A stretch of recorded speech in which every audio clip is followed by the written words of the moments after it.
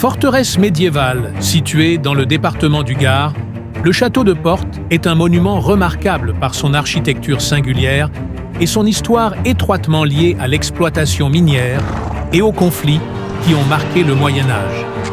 Édifié au XIe siècle pour protéger une route commerciale majeure reliant le Languedoc aux terres du Massif central, le château de Portes a surtout permis aux seigneurs locaux de s'enrichir en y instaurant un droit de passage significatif. Mais la révolte populaire gronde et les guerres du sud de la France liées aux croisades catholiques contre les cathares se rapprochent dangereusement de la forteresse. Dans ce climat de tensions et d'affaiblissement du pouvoir local, Louis IX, roi de France et allié des catholiques, saisit l'occasion pour annexer le château en 1229, consolidant ainsi l'autorité royale sur des terres jusque-là rivales du royaume de France. Cette annexion se révélera déterminante pour le développement économique de la France, car les terres autour du château regorgent de charbon et de métaux, ressources essentielles pour les forges, l'armement et l'industrie, contribuant à renforcer la puissance économique et militaire du royaume. Au XVIe et XVIIe siècle, les guerres de religion bouleversent profondément le royaume de France.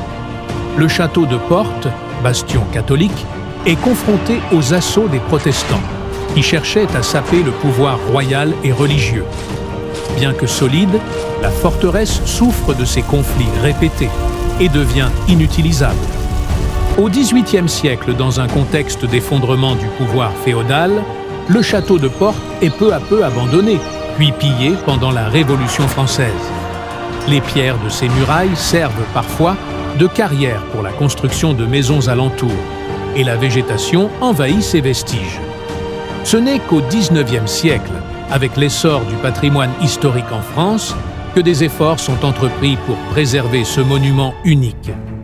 Classé monument historique en 1984, le château bénéficie depuis d'importantes campagnes de restauration portées par des associations locales et des passionnés.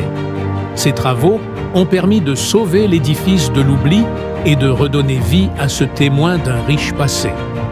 Aujourd'hui consacré au tourisme et à la culture, le château de Portes attire des milliers de visiteurs chaque année et reste un symbole vivant de l'histoire de France et des guerres qui l'ont précédé.